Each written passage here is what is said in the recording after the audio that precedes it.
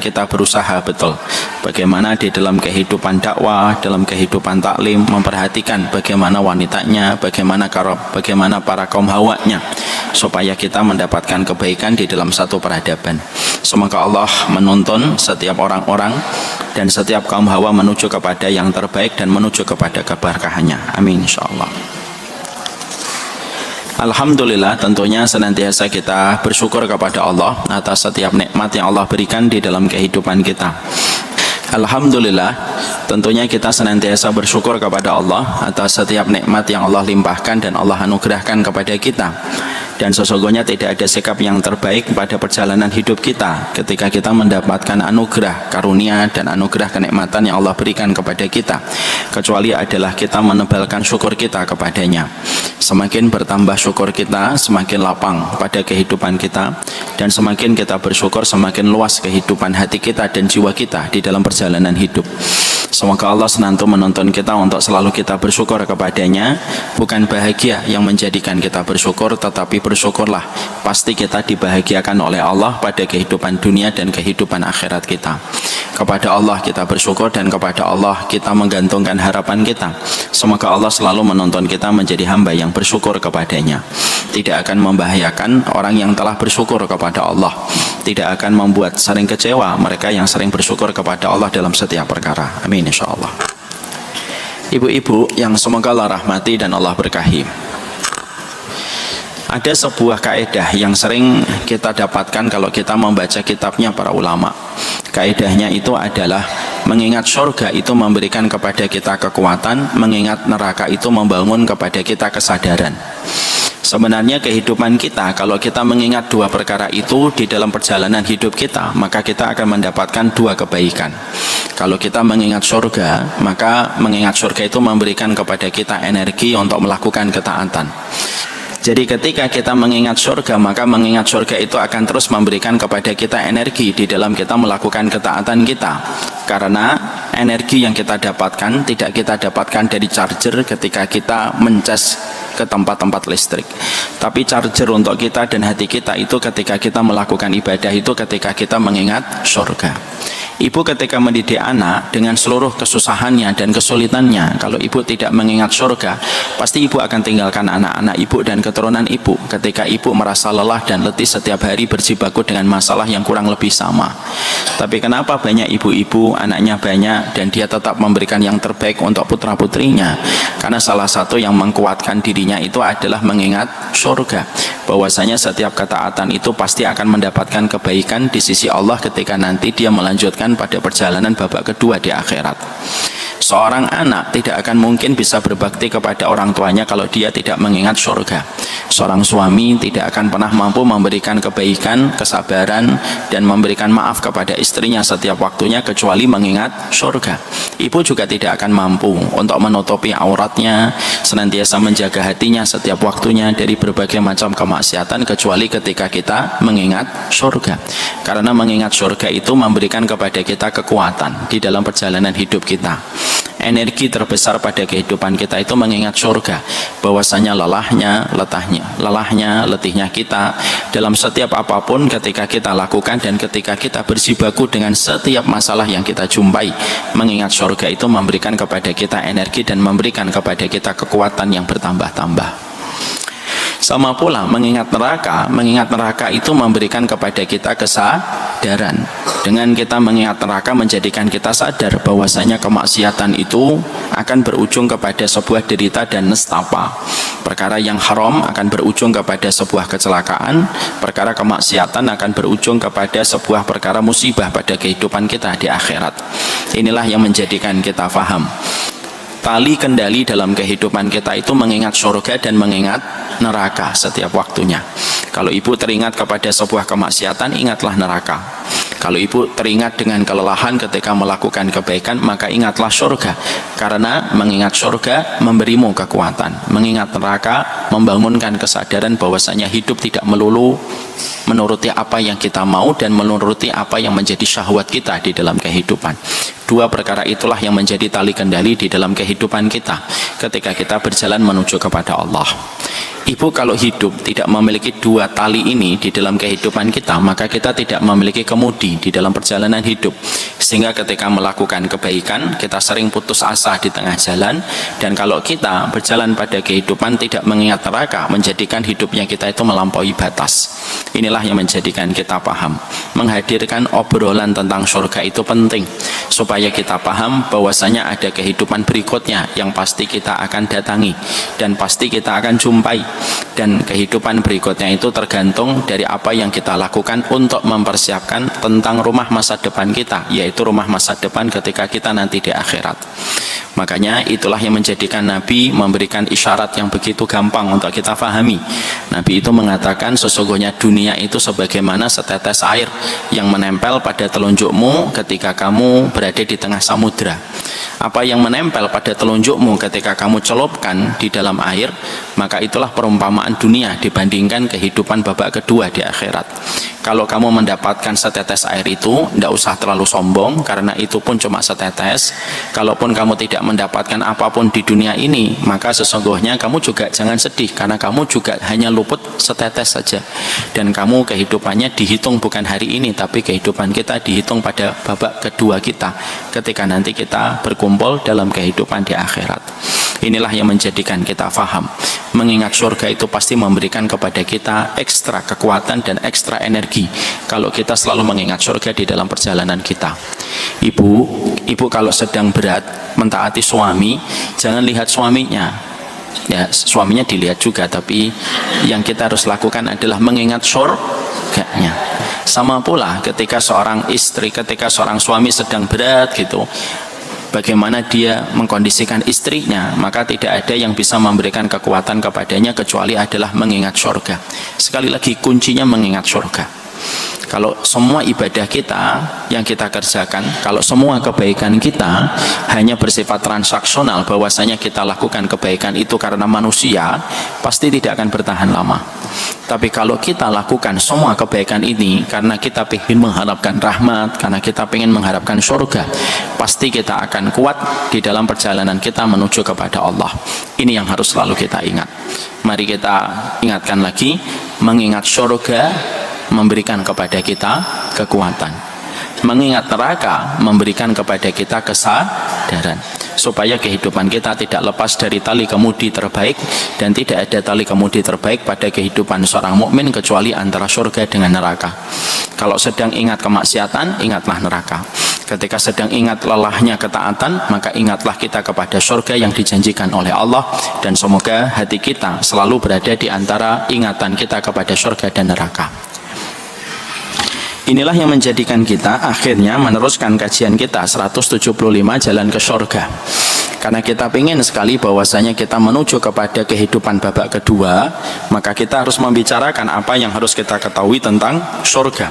Karena apa? Karena ke surga itu tidak bisa didapatkan dengan mimpi, tetapi menuju surga itu harus didapatkan dengan ilmu. Tidak mungkin kita bisa mendapatkan surga tanpa ilmu. Sebagaimana tidak mungkin kita bisa bekerja di Indosat, bisa bekerja di Telkomsel kalau kita tidak memiliki ijazah minimal S1.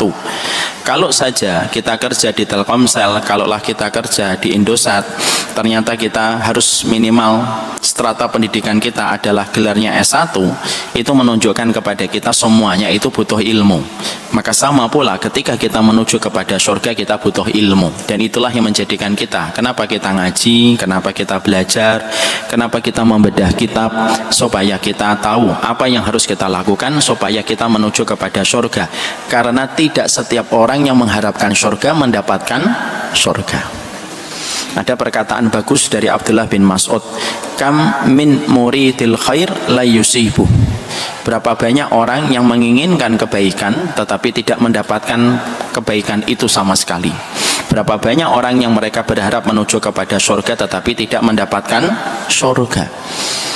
Orang Nasara kalau ditanya apakah mereka menginginkan surga, menginginkan surga. Tapi apakah mereka mendapatkan surga? Tidak sama sekali. Orang Yahudi kalau mereka ditanya apakah mereka mengharapkan surga, mereka mengharapkan surga. Tapi apakah mereka mendapatkan surga? Tidak mendapatkan surga. Kenapa? Karena ilmu dan petunjuk yang mereka ambil dan mereka dapatkan itu salah. Makanya Allah menyampaikan di dalam surat Al-Ghasyiyah ayat yang ketiga dan ayat yang keempat, amilatun nasibah tasla naron hamiyah. Berapa banyak orang yang beramal, kepayahan, lagi keletihan, tapi tidak mendapatkan apapun kecuali api neraka yang menyala-nyala. Untuk siapa dua ayat ini pada surat Al-Ghasyiyah? Untuk mereka yang ingin mendapatkan surga tetapi tidak mau mempelajari ilmunya, maka sesungguhnya mereka tidak akan sampai kepada surga yang mereka inginkan kalau mereka tidak mau mempelajari ilmunya. Apa saja yang bisa menjadikan mereka dimasukkan oleh Allah ke dalam surga? Ibu tahu Umar bin Khattab, khalifah yang kedua setelah Abu Bakar, beliau pernah berdiri di depan gereja. Ketika beliau berdiri di depan gereja, beliau menangis ketika melihat aktivitas orang itu keluar masuk di dalam gereja. Ada yang membawa palang kayu yang begitu berat, ada yang membawa air cawan suci, ada yang membersihkan gerejanya. Umar bin Khattab orang yang paling toleran dan beliau tidak mengganggu setiap pemeluk agama yang lain di dalam ibadah mereka. Tapi pada saat itu ketika Umar di depan gereja, Umar bin Khattab itu meneteskan air mata. Lalu ditanya sama salah satu di antara timnya, "Mayu bekika ya Umar, apa yang membuatmu menangis wahai Umar?" Lalu Umar itu menunjuk ke arah gereja sembari beliau membacakan surat Al-Ghasyiyah ayat yang ketiga dan ayat yang keempat. Amilatun nasibah tasla naron hamiyah. Berapa banyak orang yang mereka beramal, mereka kepayahan, mereka keletihan, tapi mereka tidak mendapatkan apa yang mereka usahakan dari amalan-amalan yang membuat mereka kepayahan, kecuali mereka justru mendapatkan api neraka yang menyala-nyala. Ini merupakan peringatan dari Allah. Kita semuanya mengharapkan surga, tetapi apakah semua orang yang mengharapkan surga sampai ke dalam surga? Belum tentu. Bagaimana kita memastikan supaya kita betul-betul mendapatkan ridhanya Allah, mendapatkan rahmatnya Allah, dan mendapatkan surganya Allah? Yaitu ketika kita belajar. Belajar itu membuka kepada kita sebuah jalan supaya kita sampai kepada rahmat dan sampai kepada surganya Allah Subhanahu wa Ta'ala. Inilah yang menjadikan kita belajar 175 jalan ke surga. Jadi nanti kalau ada temannya ibu komentar, "Mbak, saya tuh pusing deh ngeliatin kamu, bingung saya ngeliatin kamu, setiap hari ngaji terus." Maka ibu-ibu tidak usah marah. Maka ibu-ibu jawablah dengan nada yang lembut, "Saya lebih pusing ngeliatin kamu hidup tidak pernah ngaji." Karena apa? Karena surga itu tidak bisa didapatkan kecuali dengan ilmu. Kita ngaji bukan sok suci, kita ngaji bukan karena kita sok alim, kita ngaji bukan karena kita pengangguran, bukan. Kita ngaji karena kita tahu ada babak kedua setelah kehidupan kita di dunia. Dan kita tidak hanya hidup sementara di dunia, tapi kita betul-betul ingin selamat pada kehidupan babak kedua. Kalau orang Yahudi saja, mereka sudah bersusah payah menjalankan agamanya, tetapi berujung kepada api neraka.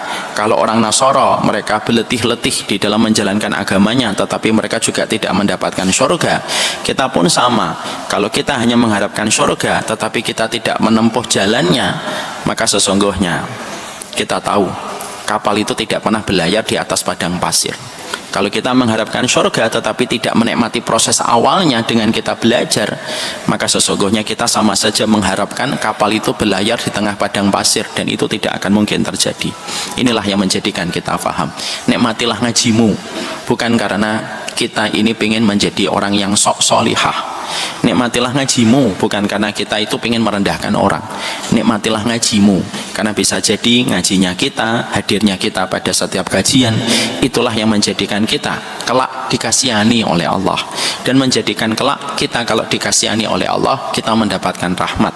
Dan kalau kita mendapatkan rahmat, tidak ada satu manusia, tidak ada satu hamba, kalau dia sudah dikasihani oleh Allah dengan rahmatnya, kecuali tempat kembalinya itu adalah surga. Itulah kampung halaman terbaik yang kita nantikan supaya kita balik menuju kepada tempat ketika pertama kali Adam diciptakan. Inilah surga. Jadi kalau kita ditanya, "Ustadz, apa karakteristik para penghuni surga?" Pertama yang kelihatan dari kehidupan mereka, maka kamu akan menjumpai para penghuni surga itu mereka tidak pernah bosan dan tidak pernah letih ketika mendengarkan ilmu. Lalu ilmu itu dirubah menjadi energi untuk melakukan ketaatan di dalam perjalanan hidup mereka. Makanya Rasulullah itu pernah ditanya, sifatnya orang mukmin itu siapa Ustaz? Ya Rasulullah. Maka Nabi Muhammad menjawab, sifatnya orang mukmin itu banyak. Tapi salah satu sifatnya orang mukmin, Rasulullah bersabda, la yashba'al mu'min min khairin yasma'uhu hatta yakuna muntahahul jannah. Rawahu Tirmidzi. Maka Rasulullah mengatakan sesungguhnya sifatnya orang mukmin itu salah satunya dia tidak pernah kenyang. Dia tidak pernah kenyang dan tidak pernah merasa cukup dengan setiap ilmu yang dia dengarkan sampai akhirnya memastikan dirinya berada di dalam taman-taman surga. Inilah yang menjadi harapan kita. Inilah yang menjadikan kita membahas tentang jalan-jalan kita menuju kepada surga yang kita praktekkan di dalam kehidupan kita. Sekarang mari kita buka kajian kita.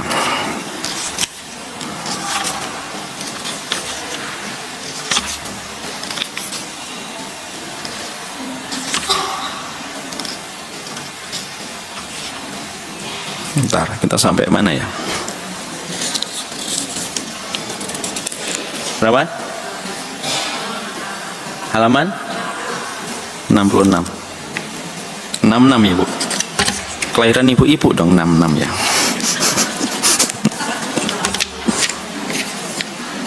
Oh ya benar. Sekarang kita menuju kepada poin ke-16. Kemarin pada poin yang ke-15 kita telah belajar salah satu di antara perkara yang memudahkan kita menuju kepada surganya Allah, yaitu ketika kita membebaskan dan meringankan seseorang ketika dia memberikan hutang dan membayarkan hutang saudaranya muslim. Itu telah kita pelajari dan telah kita kaji. Sekarang kita menuju ke halaman 66 poin ke-16. Di dalam poin yang ke-16 disampaikan betul bahwasanya dunia ini memiliki sebuah inti dan memiliki sebuah pokok perkara yang harus kita ketahui dari urusan dunia. Bahwasanya urusan dunia itu memiliki intinya. Selain intinya ini maka sesungguhnya tidak terlalu penting. Kamu dapat alhamdulillah, kamu tidak dapat juga tidak apa-apa. Maka sesungguhnya Rasulullah lalu menyampaikan kepada kita dalam hadis riwayat Tirmidzi. Mari kita baca hadisnya. Ala inna dunya mal'unatun mal'unun ma fiha illa dzikrullah wa ma wallahu wa alimun aw muta'allimun. Rasulullah Shallallahu Alaihi Wasallam mengatakan bahwasanya dunia ini terlaknat. Saya baca dulu terjemahnya, nanti baru kita bahas. Dunia ini terlaknat dan terlaknat apapun yang di dalamnya kecuali dzikrullah. Yang kedua, kecuali adalah amal solih yang menyertainya. Dan yang ketiga, kecuali adalah orang yang mereka senantiasa mereka mengajar ataupun yang senantiasa mereka belajar. Hadis ini sangat terkenal dan hadis ini merupakan hadis yang sahih. Hadis ini memberikan kepada kita banyak poin dan banyak pelajaran. Dan mari kita pelajari poin-poin ini dan pelajaran ini supaya kita bisa meresapi maknanya dan supaya bisa melahirkan poin-poin penting yang melahirkan sebuah kebaikan di dalam perjalanan hidup kita. Yang pertama, Rasulullah itu menggambarkan kepada kita bahwasanya dunia ini sebenarnya terlaknat. Ini poin pertama. Apa artinya telaknat itu, Ustaz? Telaknat itu kalau kita kembalikan kepada kaidah para ulama menjelaskan, kaidah telaknat itu adalah jauh dari rahmatnya Allah.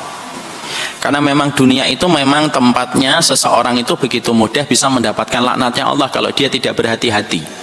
Tidak salah kalau Allah itu memisalkan dunia itu sebagaimana air di dalam surat Al-Kahfi. Ibu tahu kenapa Allah mengumpamakan dunia itu sebagaimana air? Nanti kita akan kaitkan dengan kata telaknat yang disebutkan oleh Nabi dalam hadis ini.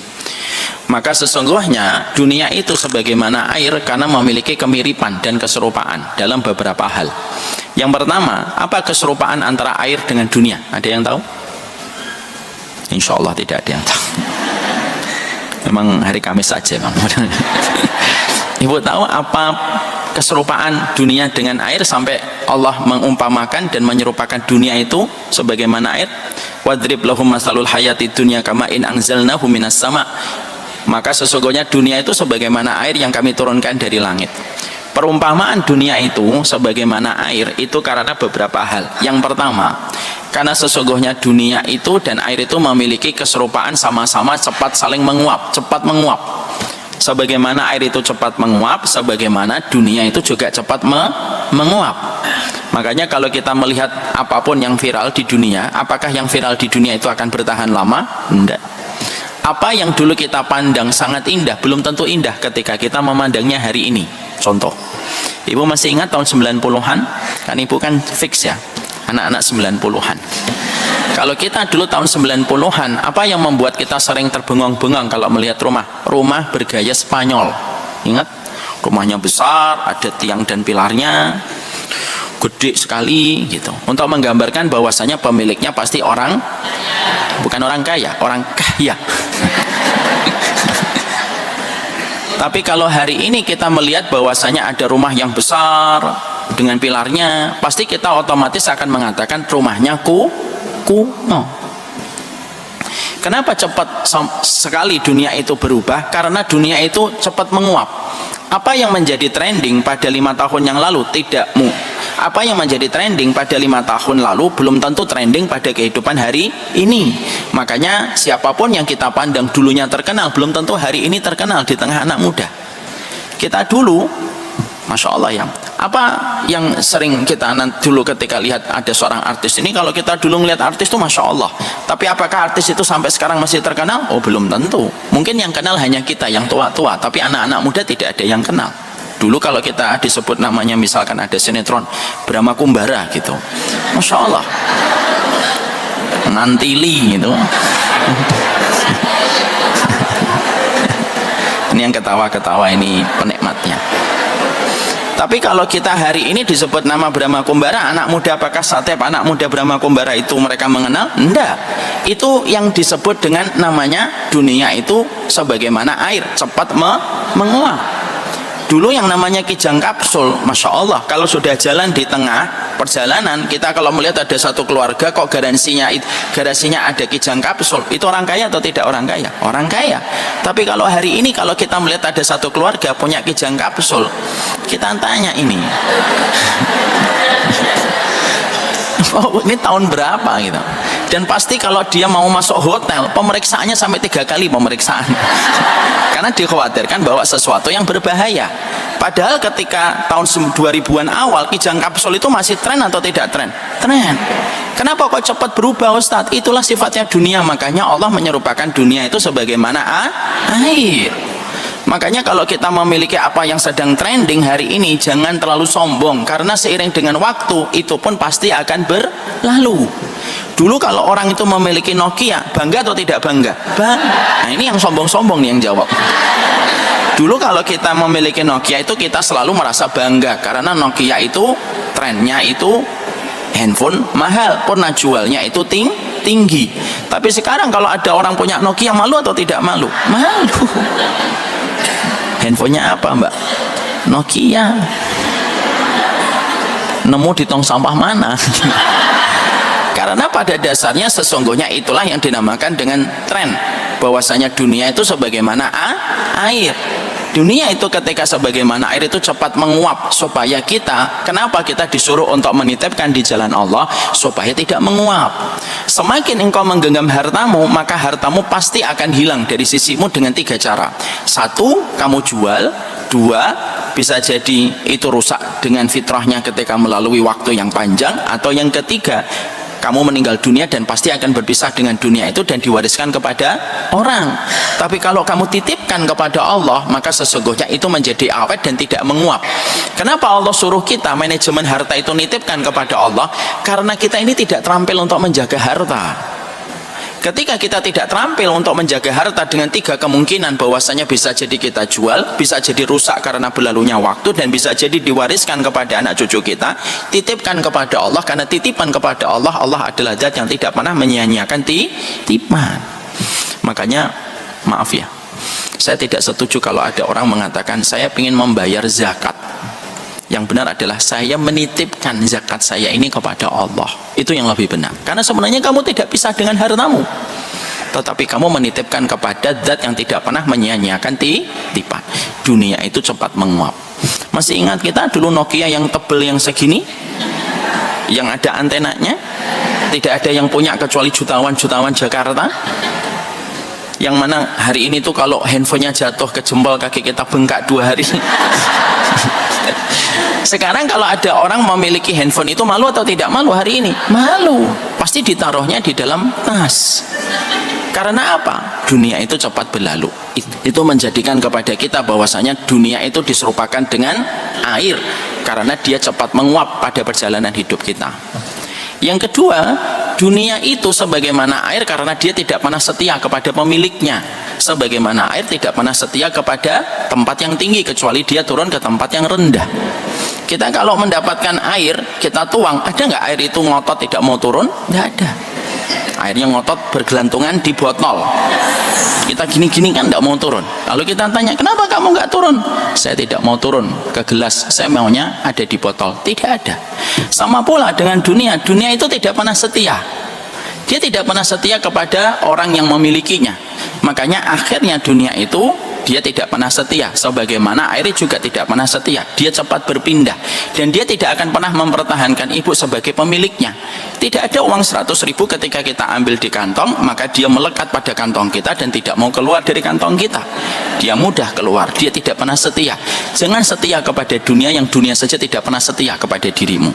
Jangan ngober-ngober dunia yang dunia saja tidak bisa memberikan pembelaan kepada dirimu ketika engkau dibangkitkan oleh Allah. Dan Allah begitu lembut mengatakan, dunia itu kayak air, dia tidak pernah setia kepada dirimu, maka janganlah kamu terlalu setia kepada dunia. Itu yang kedua. Yang ketiga, dunia itu diserupakan sebagaimana air itu apa? Karena sesungguhnya banyak orang yang terkena fitnahnya dunia, yang asalnya dia orang yang baik, tapi ketika terkena dunia menjadi orang yang berubah. Sama dengan kita bermain-main dengan air. Kalau kita bermain-main dengan air, apa konsekuensi yang kita dapatkan? Kita menjadi basah. Banyak orang yang mereka itu ketika sebelum mendapatkan dunia kondisinya baik, akhlaknya santun, taatnya juga baik, ibadahnya juga baik. Tapi setelah mendapatkan dunia semuanya itu langsung berubah ketika dia terkena dengan dunia itu. Karena dunia sedikit sekali mereka yang selamat dari fitnahnya, kecuali mereka yang betul-betul dirahmati hatinya oleh Allah. Dia dan hidupnya, dia dan hatinya tidak pernah berubah walaupun dunia itu mengalir pada taman kehidupan mereka. Makanya sesungguhnya dunia itu sebagaimana air yang semua orang itu terkena fitnahnya. Dan bisa jadi karena dunia seseorang itu gagal mendapatkan rahmatnya Allah gara-gara dunia yang senantiasa dia gandrungi dan senantiasa dia cari. Bahkan dia tidak peduli siang dan malam ketika dia mencari dunia. Itu sifat yang ketiga. Sifat yang keempat, yang terakhir, dunia itu diserupakan sebagaimana air. Itu apa? Yang keempat, dunia itu kadang-kadang itu kayak air. Karena air itu kalau air itu diberikan tepat sesuai dengan kebutuhan kita, akan bisa kita manfaatkan. Tapi kalau air itu kalau kita mendapatkan air itu terlalu banyak, justru kita tidak bisa memanfaatkan air itu. Coba ibu mendapatkan air 1 botol, kita bisa manfaatkan? Bisa. Kalau kita mendapatkan 1 toren, bisa kita manfaatkan? Bisa. Tapi kalau kita mendapatkan airnya itu 1 lantai, kita tidak bisa memanfaatkan. Ya kan? Banjir. Di sini banjir, Bu. Iya, Ustadz. Katanya sampai lantai 2. Enggak, Ustadz. Cuma sampai mata kaki. Tapi mata kakinya lantai 2. Maka tidak bisa kita manfaatkan.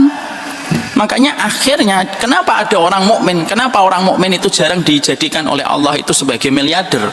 Kenapa miliarder itu rata-rata orang yang tidak beriman kepada Allah dan hari akhir?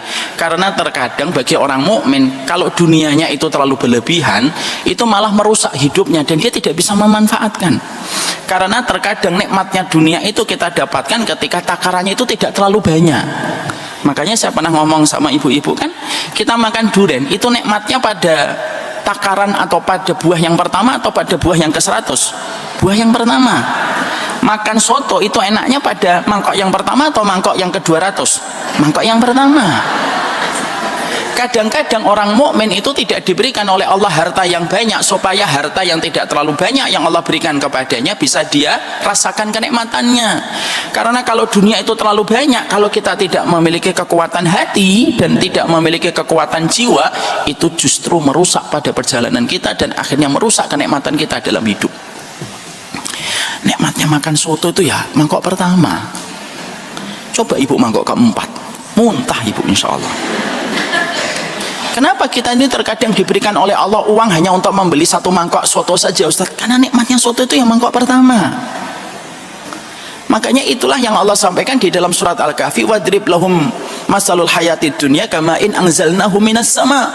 Kami itu jadikan dunia perumpamaannya sebagaimana air, karena sesungguhnya antara dunia dan air itu ada kemiripan dalam 4 perkara. Dan salah satunya apa? Sesungguhnya dunia itu bisa menjadi fitnah, sebagaimana ketika kita bermain-main dengan air maka kita mendapatkan cipratannya menjadi basah. Makanya Rasulullah itu memulai hadisnya dengan perkataan, ala inna dunya mal'unatun. Dunia itu telaknat. Yang apabila kita tidak berhati-hati ketika menyikapi dunia ketika ada di dalam kehidupan kita.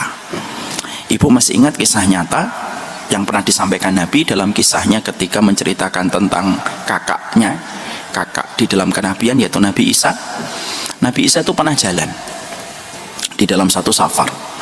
Di dalam perjalanan satu safar itu, maka Nabi Isa itu membawa teman satu perjalanan.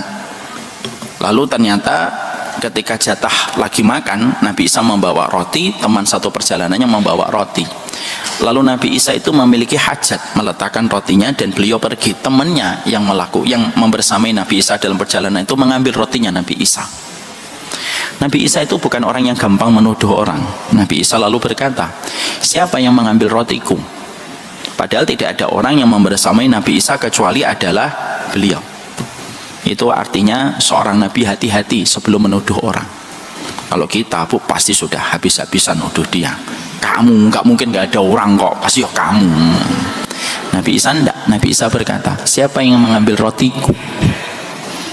Lalu temannya mengatakan, saya tidak tahu. Ya sudah, kalau tidak tahu, itulah husnudonnya seorang Nabi Isa sama orang. Jalan mereka. Nabi Isa nanya lagi, siapa yang mengambil rotiku? Temannya ngomong, saya tidak tahu. Terus Nabi Isa, karena beliau mendapatkan kemampuan mukjizat, Nabi Isa memegang sesuatu lalu berubah menjadi emas.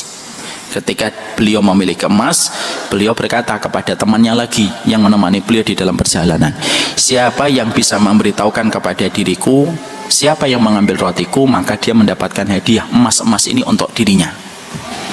Maka seketika orang tadi yang berbohong berkali-kali kalau dia tidak tahu langsung mengatakan, sayalah yang mengambil rotimu. Lihat bagaimana dunia itu bisa mengubah orang. Maka seketika Nabi Isa memberikan, nih emas ini buat kamu, tapi maaf ya, hanal firaq, kita berpisah karena kamu telah berkhianat di dalam safar. Aku tidak mau melanjutkan perjalanan bersama dirimu. Hadiahmu tetap kamu dapatkan emas itu, tetapi kita pisah. Dan pada saat itu di tengah hutan, orang itu saking senangnya, gandrungnya, gembiranya, dia tidak peduli berpisah dengan Nabi Isa karena dia merasa telah memiliki emas. Emas itu diletakkan Nabi Isa di tengah hutan dan Nabi Isa melakukan perjalanan. Ternyata orang itu ketika lagi senang menikmati emasnya, dia tidak sadar kalau dia telah berdusta dan dia telah tertutupi dengan pesona dunia dengan emas yang dia dapatkan. Lagi senang-senangnya dia mendapatkan emas di tengah hutan dan berupaya gimana caranya membawa emas ini keluar dari hutan. Pada saat itu ada 3 orang yang berjalan di hutan itu, di hutan yang sama, dan 3 orang itu kaget mendapati ada seseorang memiliki emas yang begitu besar di tengah hutan, dan 3 orang ini yang asalnya tidak punya rencana membunuh, akhirnya mereka berencana untuk membunuh dan berkata, kita bunuh orang itu dan kita ambil emasnya. 3-tiganya sepakat dibunuh. Akhirnya terbunuhlah orang yang tadi membersamai Nabi Isa, diletakkan di samping emasnya. 3 orang ini senang ketika mereka mendapatkan emas dan mereka sepakat. Sepakatnya apa? Kita akan membagi emas ini menjadi 3 bagian, sepertiga buat kamu, sepertiga buat kamu, sepertiga buat saya. Oke, siap. Ayo kita bawa emas ini. Salah satu dari mereka berkata, kita akan lapar, nggak mungkin kita mengangkat emas seberat ini keluar dari hutan ini sebelum kita makan. Sudahlah, 2 orang di antara kita pergi untuk membeli makanan, saya yang akan menunggu emas ini di dalam hutan. Kisah ini nyata, terjadi ribuan tahun yang lalu. Akhirnya 2 orang ini jalan mencari makanan. Ketika sedang mencari makanan, 2 orang ini bersekongkol, kalau emas ini kita bagi 3, bagian kita menjadi lebih sedikit. Gimana kalau kita bunuh teman kita yang sedang menunggu emas, kita makan dulu, nanti kita racuni dia dengan makanan supaya dia nanti ketika makan mati, dan kita membagi emas ini menjadi 2. 2 orang ini sepakat dan yang satunya mengatakan setuju, kita kasih racun makanannya supaya dia ketika makan langsung mati. Ibu tidak usah tanya, racunnya apa Ustaz? Saya tidak tahu. Saya tidak tahu.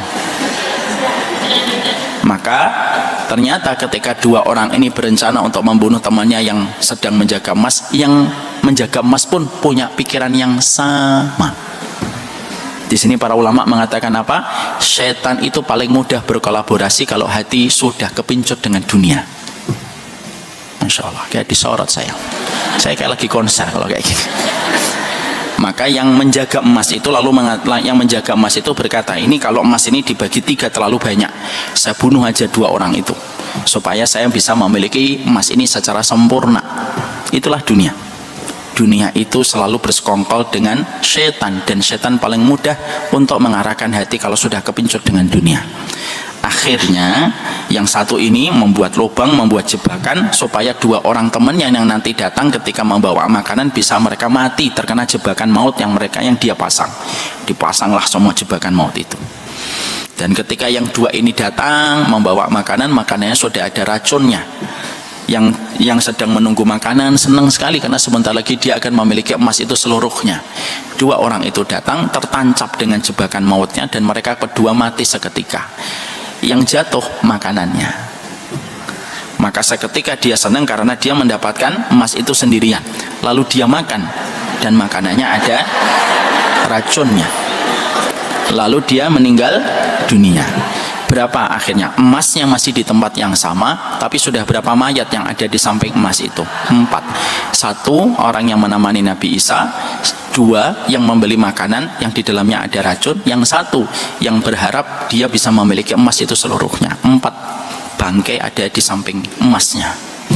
Nabi Isa muter, setelah selesai dengan hajatnya, Nabi Isa balik lagi ke rute yang sama dan melewati hutan itu, dan kagetlah Nabi Isa ketika Nabi Isa mendapatkan emas. Maka di samping emas itu ada 4 mayat yang tergeletak tewas mengenaskan di samping emas itu. Disitulah keluar perkataan Nabi Isa, dan perkataan itu diabadikan oleh Rasulullah. Apa perkataan Nabi Isa? Hakadha taf'alud dunya bi ahliha. Beginilah caranya dunia memperlakukan para pemburunya ketika mereka dihinakan oleh dunia itu. Ini menjadikan kita akhirnya paham itulah dunia. Makanya Nabi mengatakan ad-dunya mal'unatun. Dunia itu terlaknat. Karena kalau dunia ini tidak kita sikapi dengan hati-hati, jiwa yang bersih, maka sesungguhnya dunia itu bisa menjadikan seseorang itu jauh dari rahmatnya Allah ketika dia sudah menggenggam dunia itu. Makanya kalau kita mendidik anak, ibu, saya sampaikan kepada ibu, ini juga untuk teguran untuk saya. Kalau kita mendidik anak, sebelum kita pastikan anak kita terampil untuk menjemput rezeki, pastikan anak kita itu hatinya betul-betul kuat sebelum mereka nanti menggenggam dunia yang banyak. Karena berapa banyak anak yang berubah tabiatnya, berubah karakternya, berubah sikapnya, berubah approach-nya kepada ibu ketika mereka menggenggam dunia tetapi hatinya belum siap untuk mendapatkan dunia yang berlimpah. Dunia itu netral, tapi dunia itu bisa membawa laknat kalau kita tidak berhati-hati. Makanya Rasulullah mengatakan dunia itu terlaknat, dan terlaknat apapun yang ada di dalam dunia itu. Dan sebagian ulama mengatakan kenapa Rasulullah itu mengatakan dunia itu terlaknat? Pertama, karena dunia itu bisa menjauhkan seseorang dari rahmatnya Allah. Yang kedua, dunia itu kenapa terlaknat? Karena dunia sebesar apapun kita menggenggamnya, maka pastinya akan mengalami kehancuran ketika datangnya 2 perkara. 1, datangnya musibah alam. Yang kedua, datangnya kiamat. Dia tidak akan tersisa apapun dari dunia itu kecuali semuanya menjadi hilang dan tidak tersisa. Itulah dunia. Itulah kenapa akhirnya kita sebagian paham kenapa banyak orang mukmin tidak mereka dijadikan miliarder dunia. Ya karena nilainya tidak seberapa. Dan pastinya dunia itu kenapa Allah tidak menjadikan mukmin itu menjadi miliarder dunia? Karena pada dasarnya dunia itu pasti akan rusak ketika sudah datang 2 perkara, musibah alam dan kiamat. Sudah tidak ada lagi terasa nilai dunia itu. Ketika kita akhirnya paham bahwasanya dunia itu terlaknat dan terlaknat apapun yang ada di dalamnya, maka sesungguhnya itulah arti yang pertama pada poin yang pertama. Maka kata laknat itu jauh dari rahmatnya Allah. Ini bukan berarti nanti kita berdoa supaya kita tidak diberikan dunia. Enggak. Mintalah rezeki, Bu, mintalah dunia. Tapi yang harus kita sikapi adalah memiliki kesiapan hati ketika kita mendapatkan dunia. Jangan jadikan dunia itu obsesi terbesar dalam kehidupan kita. Kaya itu bukan tujuan hidup. tetapi tujuan hidup kita itu mendapatkan keridhaan dari Allah. Kalaupun nanti ibu dan suami ditakdirkan menjadi orang yang kaya raya, semoga ibu dan bapak menjadi orang yang bersyukur. Tapi kalaupun kita tidak ditakdirkan untuk menjadi orang yang kaya raya di dalam kehidupan kita, semoga kita mendapatkan keutamaan sebagai orang yang biasa tetapi bersabar kepada Allah. Makanya para ulama mereka itu mengatakan, mana yang lebih utama, kaya yang bersyukur atau miskin yang bersabar? Dua-duanya memiliki keutamaan. Tapi kalau kita dipaksa untuk ditanya mana yang paling utama antara kaya yang bersyukur dan miskin yang bersabar, jawabannya satu. Di antara mereka siapa yang paling bertakwa, itulah yang disebut sebagai orang yang paling baik keutamaannya di sisi Allah. Ustadz, kalau saya kaya nanti saya nggak bisa zuhud. Nah, ini saya terangkan dulu. Kita tentunya salah sekali kalau kita mengatakan bahwasanya kalau kaya tidak bisa zuhud, itu salah. Zuhud itu bukan penampilan fisik, tetapi zuhud itu merupakan amalan hati. Ada orang kaya yang bisa jadi dia zuhud, ada orang miskin kadang-kadang dia malah tidak zuhud. Kenapa? Zuhud itu bukan penampilan fisik. Kita suka sekali mendefinisikan dan menarasikan bahwasanya kemiskinan itu identik dengan zuhud, dan itu sering sekali ada di asumsi kita kalau kita melihat orang. Kalau ada seorang ustadz misalnya, dia memakai sepeda ontel, seketika kita mengatakan ustadznya zuhud.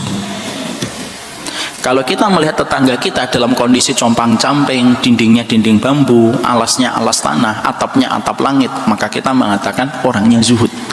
Padahal ini merupakan perkataan yang keliru, karena sesungguhnya zuhud itu bukan penampilan fisik. Bahwasanya marmer rumahmu bukan berarti kamu tidak zuhud. Lantai bumimu, ya, lantai tanahmu bukan berarti kamu pasti menjadikan kamu itu zuhud. Enggak. Bisa jadi ada orang yang kaya dia zuhud, bisa jadi ada orang yang miskin dia tidak zuhud. Karena apa? Definisi zuhud itu bukan penampilan fisik. Tapi definisi zuhud itu, kata Ibnu Rajab, definisi zuhud itu adalah ketika seseorang yakin kepada apa yang dijanjikan oleh Allah lebih besar daripada apapun yang dikatakan manusia, itulah yang disebut dengan zuhud. Saya ulang kembali. Ketika seseorang itu yakin kepada apa yang dijanjikan oleh Allah lebih besar daripada apapun yang dikatakan manusia, maka itulah sikap zuhud. Contoh ibu, contoh ibu ingin mendapatkan satu rumah di kota wisata, harganya 2 miliar.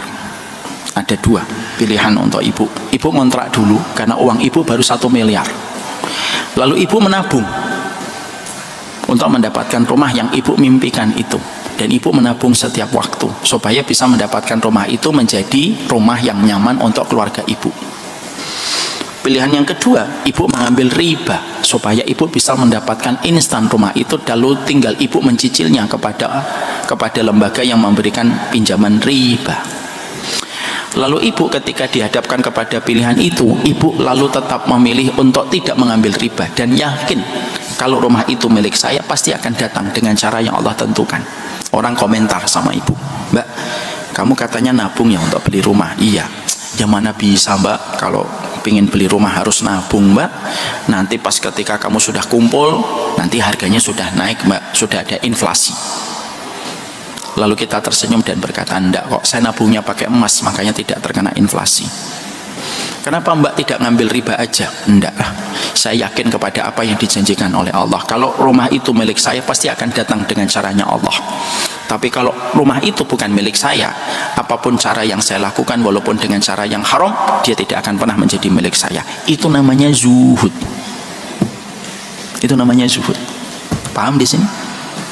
Ibu ketika memiliki anak perempuan, anak perempuannya umurnya 23 tahun, lalu orang komen, Mbak, anakmu si Putri umurnya berapa? 23 tahun. Dia nggak pacaran? Enggak. Kenapa enggak pacaran Mbak? Pacaran tidak mendekatkan jodoh dan tidak pacaran juga tidak pacaran tidak mendekatkan jodoh, tidak pacaran juga tidak menjauhkan jodoh. Mbak tahu nggak kalau pacaran itu cuma 2? Kalau dia itu bukan jodohnya, berarti dia menjaga jodohnya orang. Yang kedua, kalau itu jodohnya, lah ngapain kita harus bermaksiat? Wong itu juga jodohnya pasti datang kok. Lalu dia komen, alah mbak hari gini kok anak perempuan kita tidak pacaran, susah nanti untuk mendapatkan keluarga dan nanti bisa menikah. Tapi kita tetap yakin kepada apa yang dijanjikan oleh Allah, bahwasanya pacaran itu tidak mendekatkan jodoh. Itulah zuhud, yakinnya kita kepada Allah terhadap apa yang dikatakan oleh Allah. Ibu ketika infak, lalu infak nih ada pembangunan, lalu kita infak dengan harga 500 juta. Ada temannya ibu yang tahu, Mbak, saya dengar kamu infak 500 juta, Mbak. Iya, Mbak, 2025, 2026 itu Indonesia gelap, ekonomi lagi susah. Harusnya kamu itu jagain uang cash kamu. Orang itu hari ini menahan investasi, Mbak, karena kondisi yang tidak menentu. Malah kamu infak 500 juta. Kita tersenyum dan kita berkata, apa yang dititipkan kepada Allah tidak mungkin tidak dibalas oleh Allah. Itulah zuhud. Paham di situ, Pak?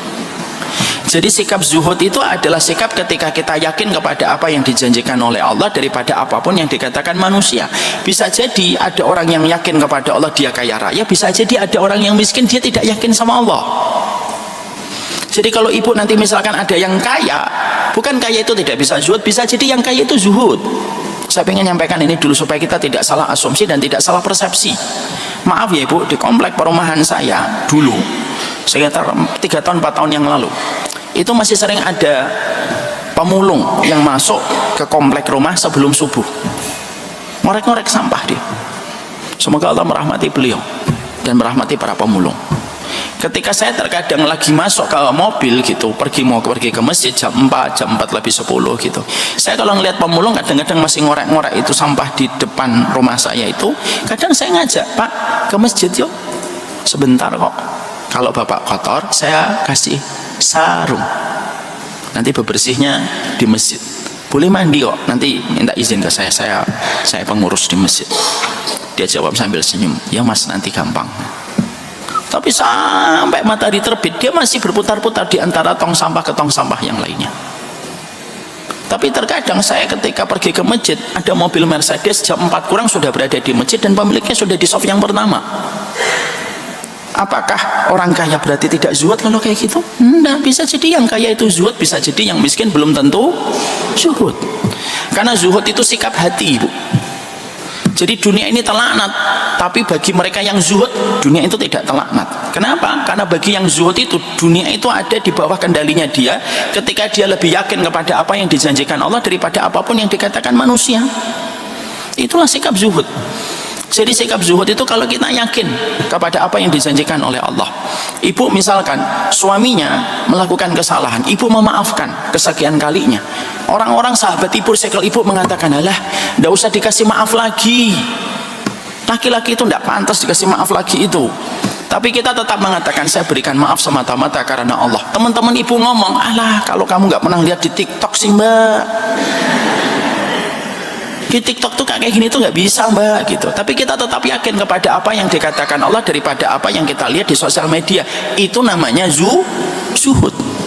Jadi disitulah kita mendapatkan bahwasanya dunia itu terlaknat. Laknat itu artinya jauh dari rahmatnya Allah, karena banyak orang itu mendapatkan fitnah ketika mendapatkan dunia, kecuali bagi mereka yang senantiasa terjaga hatinya. Dan salah satu di antara kondisi hati yang terjaga itu apa?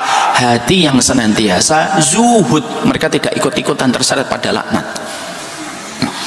Makanya sebelum kita mendoakan anak kita supaya anak kita diberikan kelapangan rezeki, maka yang kita minta kepada Allah itu apa? Supaya anak kita diberikan hati yang zuhud. Doakan anak kita mendapatkan hati yang zuhud, sehingga kalau hatinya itu sudah zuhud, dia tahu mana batasan halal, mana itu batasan haram, dan dia tidak pernah ragu untuk senantiasa mengimani apapun yang dikatakan oleh Allah daripada apapun yang dikatakan manusia. Itu zuhud. Ibu nyekolahkan anaknya ke pondok, kerabat keluarga besar ibu ngomentari, mbak, bener kamu masukin anak ke pondok mbak? Iya mbak, S1 aja sekarang banyak pengangguran kok, malah kamu masukkan anak ke pondok, terus nanti kerjanya apa, makan apa mereka nanti kalau di pondok? Kita tersenyum, lalu kita berkata, tidak mungkin toh Allah kalau menciptakan manusia, Allah lalu meninggalkan manusia itu tidak berada dalam pengaturannya dan tidak berada pada aturan rezekinya.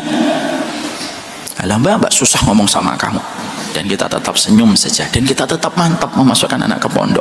Itu namanya zuhud. Saya termasuk orang yang pernah dikomentari begitu sama bapak saya. Bapak saya itu pernah dikomentari, nama bapak saya Umar Faruk, dikatakan walaupun bapak saya seorang kiai ya, seorang ustadz, ada temannya yang ngomentari ketika saya dimasukkan pondok. Rok, namanya bapak saya Umar Faruk, saya dengar sendiri ketika saya masuk pondok saat itu di Solo. Ada temannya bapak itu bertamu lalu ngomentari bapak, Rok, anakmu dimasukkan pondok, Rok. Iya mas.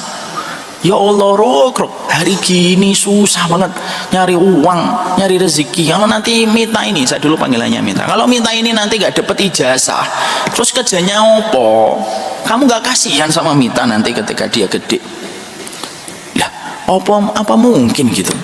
Anak saya sekolah, anak saya belajar tentang Allah, lalu Allah membiarkan dia tidak berada pada jaminannya dia? Nah, jawaban itu yang saya dengar dari bapak di atas kursi coklat rumah saya. Itu masih ingat kursi coklat. Temannya bapak itu terdiam.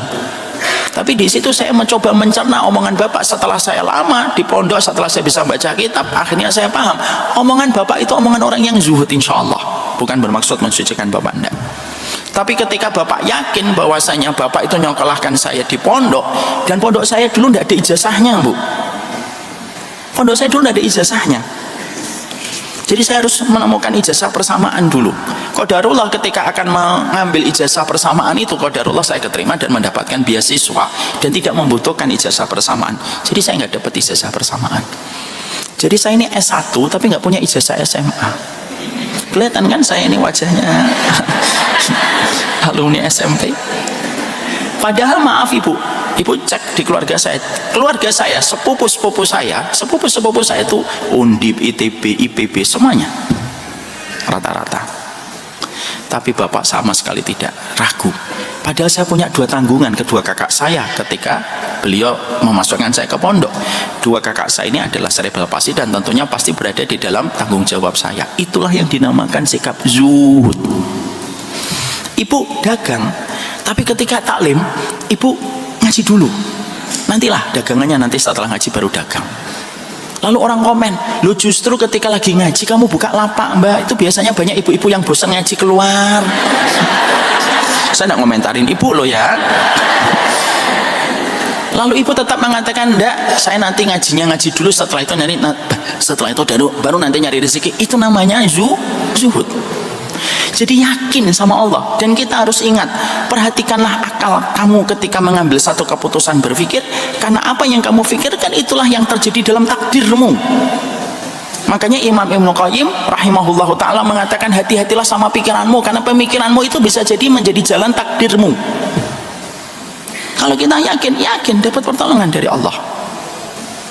Karena begitulah cara kerja kita ketika kita harus meyakini apapun yang dikatakan oleh Allah. Itu namanya sikap zuhud ya. Saya punya ibu, saya dulu sekitar 10 tahun lalu ada salah satu ikhwan laki-laki yang jadi driver saya.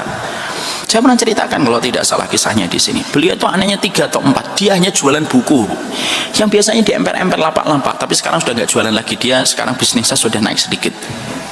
Dulu tuh biasanya juga jualan di Darussalam. Dulu awal-awal sering nyeterin saya. Saya pernah tanya ke dia ketika saat naik mobil itu, akhi, anak antum berapa? 3 atau 4 saat itu beliau jawab. Saat itu saya masih tinggal di Pamulang. Sebelum saya akhirnya istikharah untuk pindah ke tempat yang betul-betul memberikan kebaikan, yaitu Bekasi. Karena Bekasi itu tempat yang indah bagi yang bersabar. Ya saya insya Allah bersabar. Ya beliau saat itu tinggal di Bekasi dan setiap pagi dia naik motor ke Pamulang lalu nyetirin saya, atau biasanya ketemu di tengah-tengah. Ustadz, jadwal yang pertama di mana? Di sini. Ya sudah, nanti saya ke situ boleh nggak Ustadz? Boleh, karena saya tidak terlalu strike. Saya pernah ngobrol di mobil Honda Jazz saya yang lama sekali. Saya nanya sama beliau, anak antum berapa? 4. Berapa antum jualan lapak buku di pinggir masjid itu? Ya nggak tentu Ustaz. Terus dia nggak nyebutkan nominal. Saya ngusap punggungnya sambil dia lagi nyetir. Semoga antum bersabar ya. Apa jawabannya Bu? Ini Bu, ini anak cuma tamatan SMP Bu. Lalu dia sambil nyetir berkata, enggak Ustaz, saya tidak bersabar, saya bersyukur.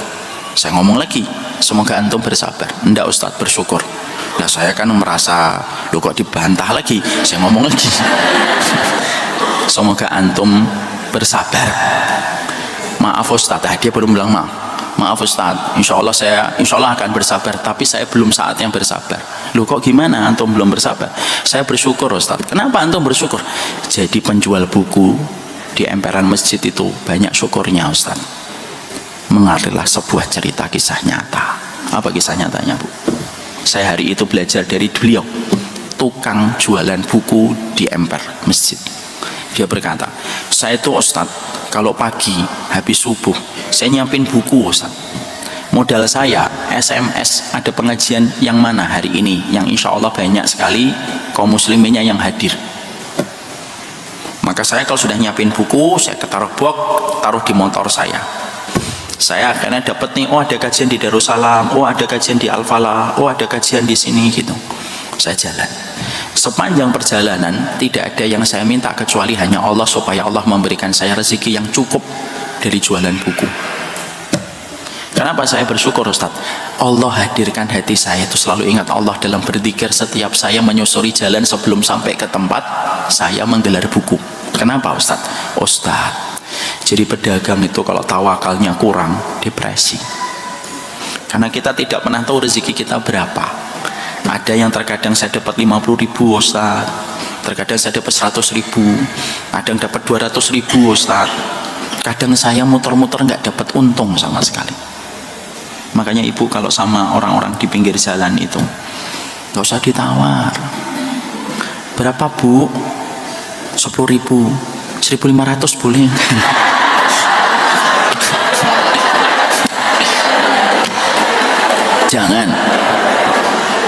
Jangan. Berapa harganya Bu? 10.000 Bu. Ya sudah Bu, 200.000 boleh enggak? Nanti pedagangnya ngomong sombong. Saya lanjutin ya. Maka kata beliau, saya tuh tidak pernah tahu Ustaz, orang saya gelar buku gitu ya, salah gelar buku, saya tuh tidak tahu siapa yang dihentikan oleh Allah untuk beli dagangan saya nggak tahu Ustaz. Kadang-kadang saya baru menggelar sudah banyak yang datang, ada yang pesan siwak, ada yang beli habatus sauda, ada yang membeli buku, ada yang ngasih saya kembalian, terus kemudian dia mengatakan sudah Mas, kembaliannya bukan untuk kamu aja. Ada yang kadang saya gelar lapak itu Ustaz, rame, tapi nggak ada satupun yang berhenti di depan lapak saya. Makanya saya kalau pagi itu syukur. Kenapa saya syukur? Karena saya selalu minta sama Allah dan ingat kepada Allah. Kadang-kadang perasaan saya ini mungkin tidak dirasakan sama orang yang mereka bekerja dan sudah mendapatkan kepastian gaji di akhir bulan. Banyak orang itu kalau naik ke mobil tenang aja mereka Ustaz, mungkin sambil dengerin musik, sambil dengerin radio. Kenapa? Karena dia tahu jatah rezekinya itu nanti sudah ada di akhir bulan. Kalau saya tidak bisa. Kata beliau, saya tuh sampai terdiam dengar kisahnya. Kalau saya tidak bisa Ustaz, saya tuh naik motor, Masya Allah, Allahumma rizukni, Allahumma rizukni, Allahumma rizukni, kasih rezeki saya ya Allah, kasih rezeki saya, terus sampai ke masjid saya jual itu. Maka pada saat itulah, ketika saya gelar itulah, maka akhirnya Allah memberikan kecukupan. Masya Allah, saya nggak pernah ngitung Ustaz, rezeki saya tiap bulan itu berapa, tapi alhamdulillah cukup, dan saya tidak punya utang. Saya ini hidup tidak punya utang Ustaz. Dan ibu tahu, saya tidak bermaksud mensucikan seseorang di hadapan Allah. Beliau ini setiap tahun tidak pernah skip untuk itikaf 10 hari. Jadi kalau sudah 20 hari pertama Ramadan, dia jualan 10 hari selesai. Rezekinya setiap dia pagi itu ketika jualan ada keuntungan lebih, ditabung 5.000, ditabung 10.000. 10.000 Bu, yang menurut kita terkadang di kantong aja kita tidak bersyukur. Itu 10.000 dikumpulin setahun, nanti kalau sudah mendekati 10 hari yang terakhir di bulan Ramadan, dia berikan kepada istrinya. Mi, saya 10 hari pengen itikaf, jangan diganggu dulu ya, ini tabungan saya selama 1 tahun, dan 10 hari selalu itikaf. Ya. Ini yang disebut dengan sifat zuhud, yakin dia sama Allah. Makanya saya kalau pernah mendapati di sosial media ada pedagang, ada seorang pebisnis besar, dia mengatakan, kami ini perusahaan setiap waktu adzan semua pegawainya disuruh sholat. Banyak orang yang mengomentari dari para pebisnis lain dan mengatakan kepada saya, kamu ini owner bodoh, ngurangin efisiensi waktu karyawan untuk bisa memproduksi banyak barang. Tapi saya tidak pernah ragu dan tidak pernah menyesali keputusan saya. Ini yang disebut dengan zuhud. Jadi dunia ini telaknat. Yang tidak terlaknat siapa? Salah satunya orang yang mereka hatinya zuhud.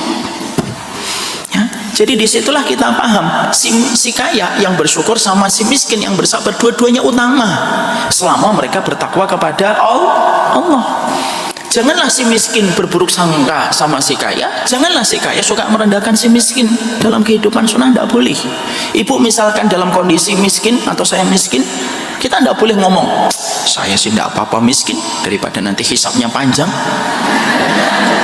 Tapi ngomongnya itu untuk nyindir, tidak boleh lah.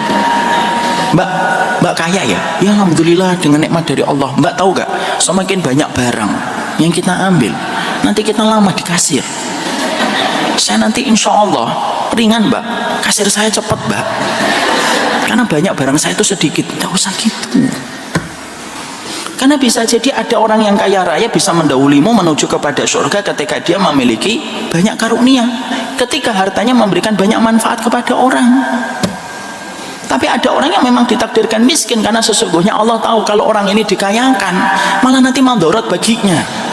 Jadi Allah itu menempatkan kita sesuai dengan porsi yang terbaik dalam versi terbaik kehidupan kita. Ustadz, kenapa saya tidak memiliki uang 20 triliun Ustadz? Ibu, kalau ibu memiliki uang 20 triliun, mungkin ibu tidak akan ngaji. Paham di sini? Mbak, ngaji mbak, ada Ustadz Umar 175 jalan ke surga. Surga mana lagi yang saya cari? Saya punya 20 triliun. Jadi terkadang sesungguhnya kita harus paham, Allah itu kenapa kok tidak menjadikan kita kaya raya, hartanya melimpah kayak Elon Musk gitu. Malah kita bingung bu, orang kayak Elon Musk tuh malah bingung kalau menurut saya itu.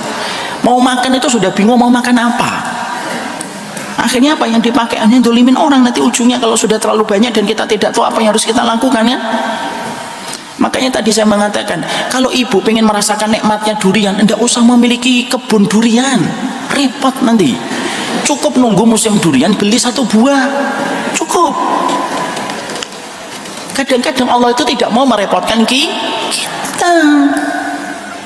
Pengen merasakan nikmatnya naik pesawat, udah beli tiket, tidak usah punya jet pribadi, repot kita malah. Paham di sini bu? Supaya kita tahu caranya kita untuk melihat segala sesuatu dari sudut pandang yang benar. Makanya ketika Nabi mengatakan ala inna dunya mal'unatun, kata mal'unatun itu artinya telaknat, dan telaknat itu artinya jauh dari rahmatnya Allah. Dan sesungguhnya telaknat bagi mereka yang tidak memiliki sifat zuhud, salah satunya ketika menyikapi dunia. Lalu Nabi mengatakan selanjutnya, mal'unun ma fiha, semua yang ada di dalam dunia itu telaknat, illa, kecuali 3. Jadi yang tidak telaknat itu kecuali adalah 3. Kita bahas yang pertama, yaitu zikir. Berarti zikir itu merupakan salah satu di antara pegangan seorang mukmin supaya dia keluar dari zona kehinaan dunia dan zona laknatnya dunia, dengan kita senantiasa berzikir kepada Allah. Dan zikir itu merupakan sesungguhnya, dan zikir itu merupakan mata air yang membersihkan kita dari segala macam karat-karatnya dunia, di dalam kita senantiasa berzikir kepadanya ketika kita mengingat Allah. Dan berzikir itu memberikan kepada kita banyak untuk mengingat kembali kepada Allah dan menjadikan kita paham bahwasanya kita merindukan perjumpaan kita dengan Allah. Makanya orang yang berzikir, salah satunya diantaranya itu apa? Orang yang berzikir itu akan senantiasa merasa rindu perjumpaan dia dengan Allah, zat yang selalu dia sebut di dalam kehidupannya di dunia. Kenapa orang itu membenci kematian? Karena jarang menyebut nama Allah. Akhirnya nama Allah itu menjadi sebuah nama yang dia takutkan ketika dia berjumpa dengannya. Akhirnya memandang kematian membenci. Kenapa dia membenci kematian? Karena dia tidak sering mengingat Allah ketika dia lalai di dalam dia berzikir kepada Allah. Makanya zikir itu merupakan sebuah amalan yang mengeluarkan kita dari zona laknatnya dunia. Dan zikir itu setidaknya ada beberapa contoh. 1, zikir itu apa? Zikir itu sebagaimana ketika kita mengucapkan kalimat-kalimat thayyibah. Kalimat thayyibah, subhanallah walhamdulillah wala ilaha illallah wallahu akbar, itulah yang disebut dengan zikrullah yang pertama. Kenapa itu penting? Karena ketika menyebutkan nama Allah, maka semuanya akan menjadi berbeda. Kalaulah penyihir saja harus mengucapkan mantranya supaya mendatangkan kekuatan dengan mengatakan abrakadabra, maka barulah penyihir itu bisa mendapatkan kekuatan untuk memberikan keburukan kepada orang. Sama kita itu mendapatkan perumpamaan, kita ini mendapatkan kekuatan ketika kita mengingatkan nama Allah di dalam setiap perjalanan hidup kita. Makanya sudah sering saya ambilkan contoh, ibu, saya ambilkan contoh tisu ini, kalau tidak ada tulisan Allah maka tisu ini harganya murah dan tidak ada artinya. Saya pakai untuk mengeluarkan ingus, tidak ada yang marah.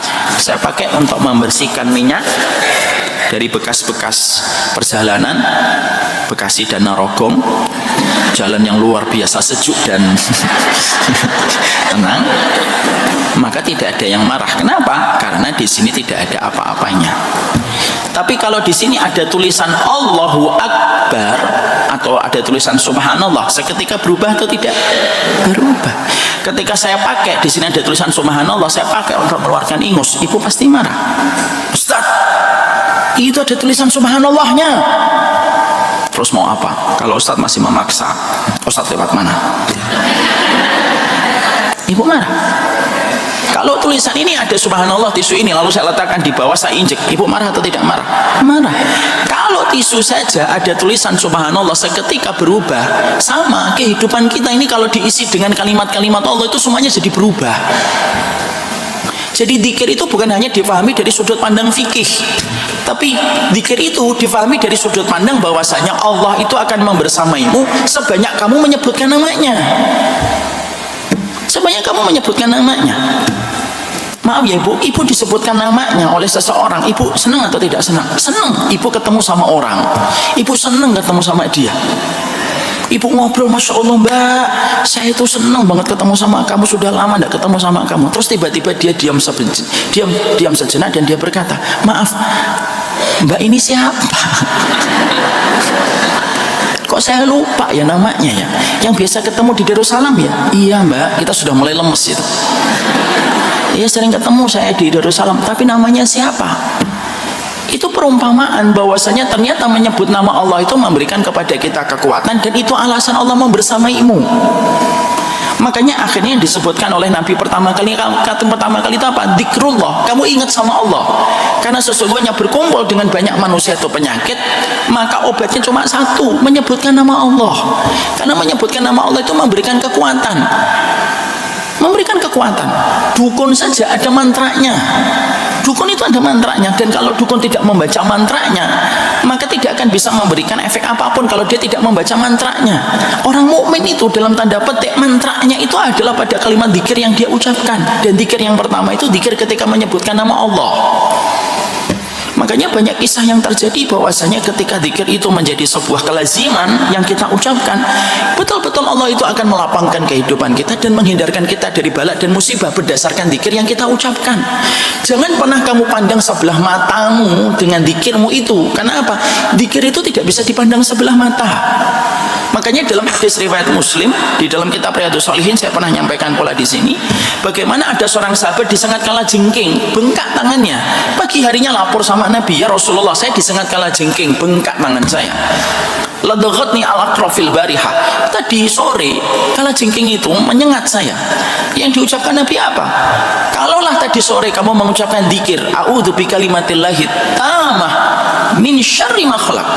Kalau tadi sore kamu dzikir mengucapkan, ya Allah aku berlindung dengan kalimatmu yang sempurna, maka pasti kalajengking itu tidak akan menyengatmu. Kata Nabi itu pasti kalajengking itu tidak akan menyengatmu.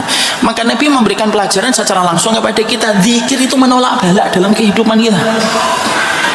Makanya bisa jadi musibah yang menimpa kepada kita karena kita tidak menyertakan nama Allah, sehingga akhirnya setan dan segala keburukan makhluk yang ada di dalam kehidupan kita bisa mendatangkan madarat dalam kehidupan kita.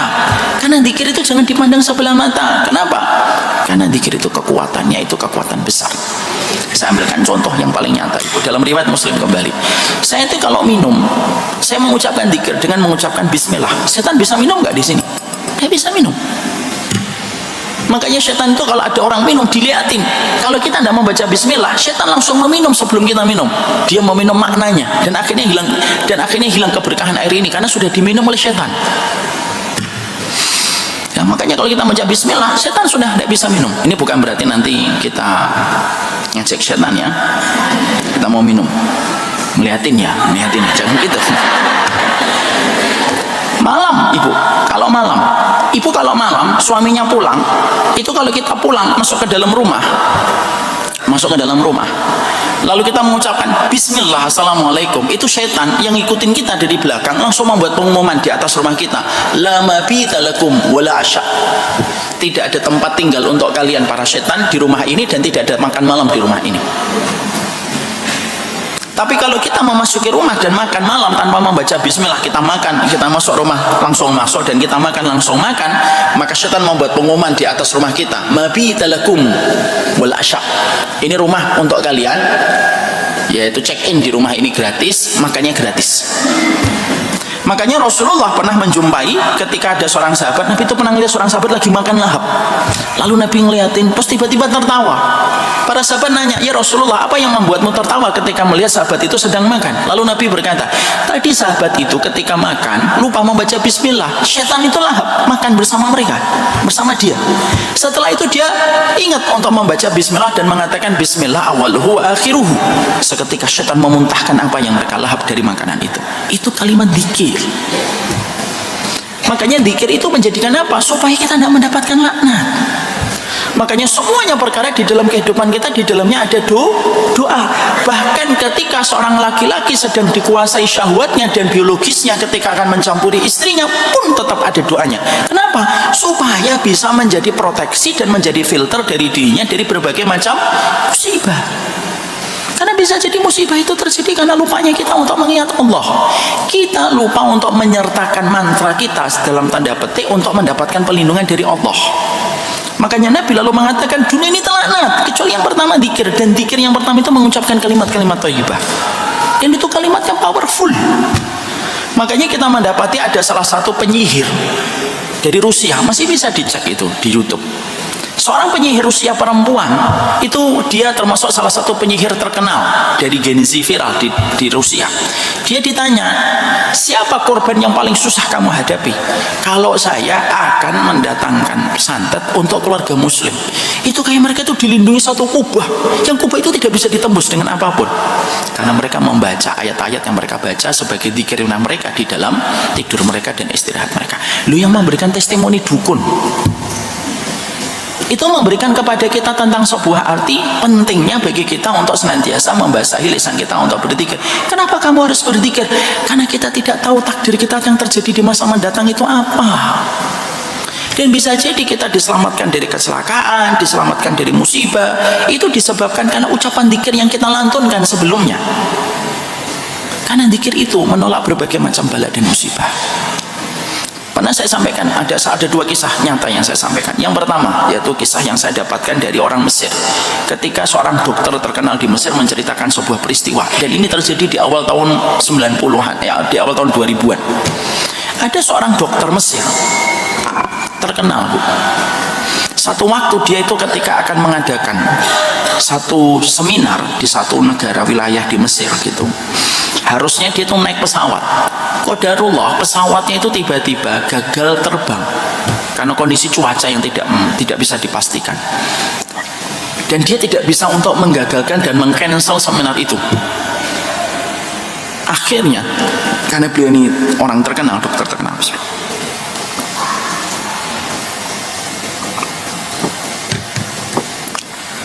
karena beliau dokter terkenal, timnya lalu mengatur perjalanan darat. Maka jalanlah dia ke perjalanan darat. Perjalanan darat ditempuh, tiba-tiba mobil yang sudah dipersiapkan dengan mobil yang paling bagus, karena beliau dokter yang terkenal kaya raya gitu. Maka di tengah perjalanan tiba-tiba berhenti, Bu. Rusak mesinnya, padahal itu mobil baru. Ketika rusak, akhirnya harus diperbaiki dengan segala macam cara, dan saat itu tidak jauh dari satu perkampungan. Qadarullah, dokternya tiba-tiba sakit perut. Ketika dokternya sakit perut, maka akhirnya timnya mencoba untuk mencari dan mengetuk pintu rumah mana yang berkenan untuk bisa memberikan fasilitas kamar mandi dan toilet untuk sang dokter. Ada satu rumah yang tidak jauh dari lokasi mobil itu yang rusak. Akhirnya dia dipersilakan untuk pintu, dia masuk, dan ketika masuk tiba-tiba disuguhi ada seseorang yang sakit di atas tempat tidurnya. Dia melihat dokter itu, dan keluarga itu tidak tahu kalau itu juga dokter, karena pada saat itu kondisinya belum semaju teknologi dan informasi pada zaman sekarang. Terjadi sekitar 20 tahun yang lalu, awal tahun 2000-an. Maka dia melihat orang sakit itu, tapi pada saat itu kondisi perutnya memang sedang tidak bersahabat. Dia segera untuk pergi ke toilet. Setelah selesai, dia menyampaikan terima kasih. Dia mencoba untuk basa-basi, nanya, "Lu ini kenapa?" Dilihatin, dan itu dia tahu ini penyakit apa. Karena dia ingin menyampaikan terima kasih, dia memberikan notulens kepada ibunya yang menjaga itu. "Bu, ini surat, nanti ibu pergi ke Kairo, nanti ibu cari nama saya, ini nomor telepon kantor saya, di rumah sakit saya pastikan saya akan nanganin. Saya tahu ini insya Allah. Saya insya Allah akan menangani anak ibu dengan izin Allah." "Oh ya, terima kasih." Dan di situ dokter tidak menyertakan namanya. "Oh, telepon aja di sini." Nah, udah. Lalu akhirnya pisah. Dokter itu akhirnya melanjutkan perjalanan. Tidak sampai seminggu, ibu itu datang ke Kairo, ke kantor sang dokter. Dan ketika datang ke kantor ke dokter, dia nanya, "Ini dokter siapa?" "Dokter Fulan." Dia kaget. Kenapa? Karena ternyata dokter itu adalah dokter yang dia sudah cari, berusaha untuk menemuinya, tapi dia tidak kunjung mendapatkan waktu ketemu dengan sang dokter. Dan ternyata dokter yang datang ke rumahnya dan memakai dan meminjam toilet rumahnya itu dokter yang selama ini dia cari, karena dia berikhtiar untuk mencarikan kesembuhan untuk anaknya. Ketemu sama sang dokter. Sang dokter tentunya ingat, terus kemudian menangani. Tidak sampai 2 bulan 3 bulan, dengan izin Allah anaknya sembuh. Lalu sang ibu menceritakan, "Pak dokter, saya pengen cerita kisah nyata." "Iya, saya tuh sebenarnya sudah pengen berusaha untuk menemui Pak dokter dari setahun yang lalu, tapi birokrasi yang ada di rumah sakit tidak kunjung mempertemukan saya, karena jadwalnya Pak dokter dengan pasien itu sangat banyak sekali. Dan akhirnya saya putus asa, makanya saya pulang, karena saya tidak punya keluarga dan tidak punya kerabat di Kairo, dan saya pulang." Dan ternyata dokter yang justru datang ke rumah saya dan meminjam toilet saya. Dokternya kaget. Lalu dokternya itu bertanya, Ibu tahu nggak kenapa saya bisa meminjam toiletnya Ibu?" "Kenapa?" "Saya akan isi seminar di kota ini. Dijadikan pesawat gagal terbang karena kondisi cuaca. Tim saya memindahkan saya dengan mobil, dan mobil itu ternyata rusak dan tidak jauh dari rumahnya Ibu." Lalu pertanyaan sang dokter itu apa? Amalan Ibu apa sampai Allah kirimkan saya meminjam toiletnya Ibu, dan akhirnya saya ketemu dengan anaknya Ibu? Ini kisah nyata. Maka seketika sang ibu nangis dan bertakbir. Lalu dia berkata, "Selama setahun ketika saya gagal untuk mendapatkan pertemuan dengan dokter, tidak ada yang saya lakukan kecuali zikir dan selalu berusaha untuk beristighfar setiap waktu. Astagfirullah, astagfirullah, astagfirullah, terus-terusan. Dan sudah tak ternilai berapa kali dan berapa ribu saya beristighfar." Dan ternyata sang dokter langsung bertakbir dan mengatakan, "Benarlah perkataan Nabi, tidaklah orang yang mereka berzikir dan beristighfar kecuali yang sempit dijadikan lapang oleh Allah." Dan itu kisah nyata. Siapa yang bisa menjadikan pesawat menjadi rusak, menjadi gagal terbang? Allah. Siapa yang menjadikan mobil tiba-tiba bisa berhenti di depan rumahnya beliau? Allah. Untuk siapa? Untuk para hamba yang senantiasa setia memuji namanya Allah di setiap waktu. Ini kisah pertama. Kisah kedua, ini salah satu dari jamaah saya yang lama tinggal di Pamulang. Beliau ini pulang ke kampung halamannya di Padang, kampung halaman suaminya. Perjalanan di Sumatera, ngelewatin Lampung, suaminya nyetir, malam nyetir, paginya kelelahan. Dia berkata sama istrinya, "Bu, Mi, tolong gantiin sebentar, mau tidur sebentar aja, setengah jaman atau 40 menitan lah, nanti saya lanjutkan." "Ya Bi, insya Allah saya gantiin, tapi kita dikir pagi ya." "Dikir pagi." Berhenti mereka di pinggir jalan, dikir pagi. Subhanallah wa subhanallah, alhamdulillah wa la ilaha illallah. Setelah dikir selesai, kemudian pindahlah lokasi. Sang suami di kursi penumpang, istri di kursi setir. Jalan bersama dengan putrinya, dua di belakang. Perjalanan nyusur, sang istri masih lelah, lalu terkena microslip dalam beberapa sekian detik, gitu. Dan jalan Sumatera itu kan penuh dengan jurang. Ibu tahu mobilnya apa? Mobilnya R3. Tahu R3? Honda, Suzuki. Maka ketika kena microslip, maka langsung jatuh ke jurang. Orang-orang di atas yang melihat kejadian itu langsung teriak mereka, "Ya Rabb, Allahu Akbar, Allahu Akbar," dan menyangka tidak ada yang selamat karena curamnya jurang itu. Maka mobil itu meluncur bebas tanpa bisa dikendalikan dan tidak bisa dipencet remnya. Semua yang ada di dalam terantuk-antuk terus. Dan semua yang di atas menyangka meninggal itu semua. Mobil itu terus meluncur dan akhirnya berhenti dengan sendirinya ketika tertambat dengan satu pohon besar. Dan ternyata qadarullah 4 penumpang di dalamnya baik-baik saja. Hanya lecet-lecet saja. Tidak ada yang patah tulang, tidak ada yang retak tulang. Mobilnya ya, barat-barat diangkat dari atas, dan semua yang di atas itu mereka takjub karena tidak ada yang meninggal. Kalau melihat kondisi curamnya jurang itu tidak mungkin kalau bukan karena pertolongan Allah. Beliau ketika habis mudik itu kemudian silaturahmi ke rumah saya untuk silaturahmi Idul Fitri, yang ibu-ibu tidak pernah silaturahmi ke rumah saya. Maka beliau silaturahmi Idul Fitri ke rumah saya dengan ini cerita kejadian itu. Pertanyaannya Ibu sederhana. Pertanyaannya apa? Ustadz, apakah itu bagian dari zikir kami ketika memberikan kepada kami pertolongan? Saya yakin menjawabnya iya. Lalu saya sebutkan hadis tentang seorang sahabat yang disengat kalajengking. Apa yang kita dapatkan? Dunia ini terlaknat, Bu. Tapi laknat itu tidak akan bisa menyertai kalau lisan ibu senantiasa mengingat namanya Allah. Zikir itu jangan hanya difahami dengan jumlahnya 3.333, 2.222. Zikir itu difahami sebagai why-nya kita tuh, why-nya kenapa harus berzikir. Karena kalau kamu menyebutkan nama Allah, tidak mungkin Allah itu meninggalkan orang yang saling menyebut namanya setiap waktu. Apa kata preman, Bu? Kalau ibu kenalan preman di Pulau Gadung, apa perkataan preman kalau preman itu takjub sama ibu? Premannya nanti ngomong, "Mbak, saya senang sama Mbak. Mbaknya orang baik. Nanti kalau lewat Pulau Gadung diganggu sama preman, Mbak, sebut nama saya 3 kali, Mbak. Sebutkan Mbak itu sahabat saya. Nggak ada yang ganggu Mbak." Pernah kita dapat ilustrasi kayak gitu? Akhirnya benar, pas diganggu, "Saya temannya Pono." "Wih, temannya Pono kan?" "Iya." Minggir. Kalaulah kita menyebut nama preman yang kita kenal dan dia mengenal kita, bisa menjadikan kita selamat dari keburukan preman yang lain, apalagi menyebutkan nama Allah. Ibu, dunia ini banyak anjingnya yang siap menggigit kita. Dalam ilustrasinya, kalau ibu pengen selamat dari gigitan anjing dalam tanda petik, pastikan ibu itu mengenali kepada pemilik anjingnya supaya anjing itu tidak menggigit ibu. Itu ilustrasinya kata para ulama. Saya ambilkan contoh. Ibu tinggal di satu gang. Ibu mau pergi untuk ngantar anak sekolah. Di ujung gang ada anjing galak, gonggong, dan siap melukai orang yang melewati mereka dan mengejar orang yang melewati mereka. Pada saat itu ada 3 pilihan. 1, ibu nantang anjingnya, dan ibu duel habis-habisan dengan anjingnya. Itu pilihan A.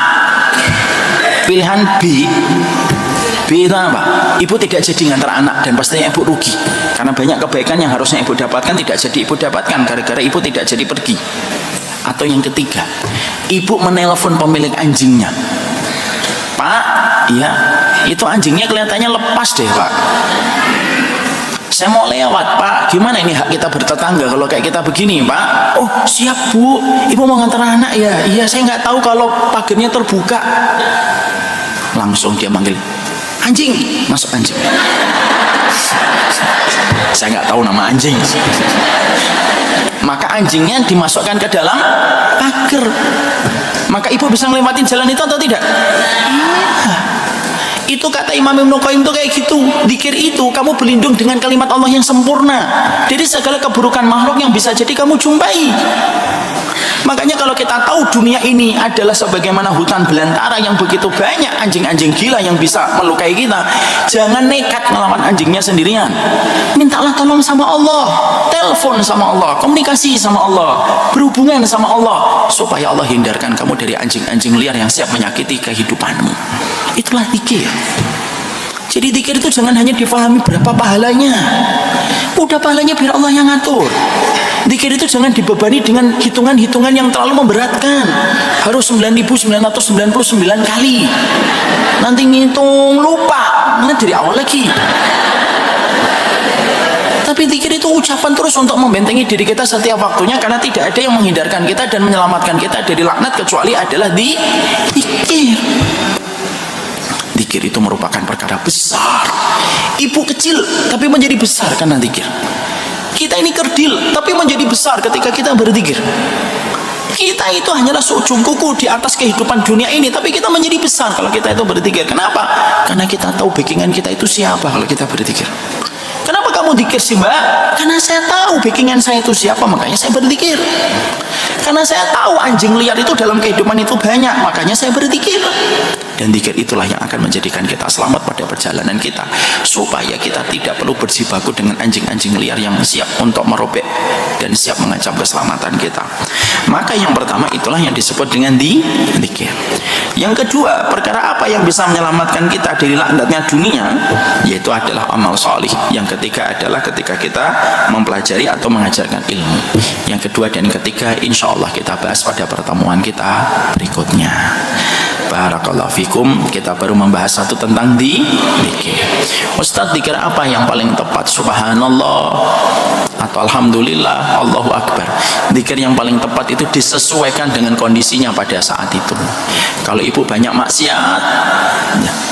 Kalau ibu banyak maksiat, maka tidak ada zikir yang paling utama kecuali apa? Istighfar. Kalau ibu sedang terbebani dengan pikiran-pikiran liar kemana-mana, maka tidak ada zikir yang paling baik kecuali subhanallah. Kalau ibu sedang mendapatkan kebaikan dan kemudahan dalam hidup, maka zikir yang paling penting apa? Alhamdulillah. Itu.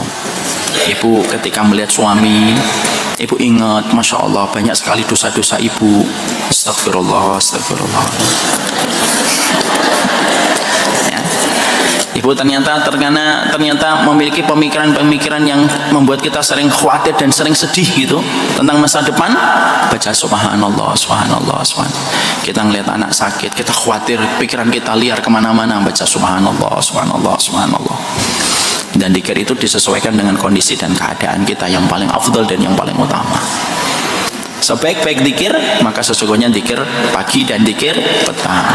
Dan itu bisa memberikan kepada kita banyak kebaikan di dalam kehidupan kita. Amin insyaallah. Saya kira cukup kajian kita hari ini, sudah 10:30. Semoga Allah memberkahi kita dan kita masih menuju pada poin yang ke-16, part yang kedua.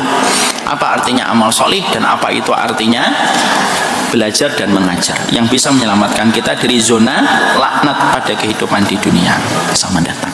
Wallahu a'lam bishawab. Ini yang dapat saya sampaikan dalam pertemuan hari ini. Semoga Allah memberkahi.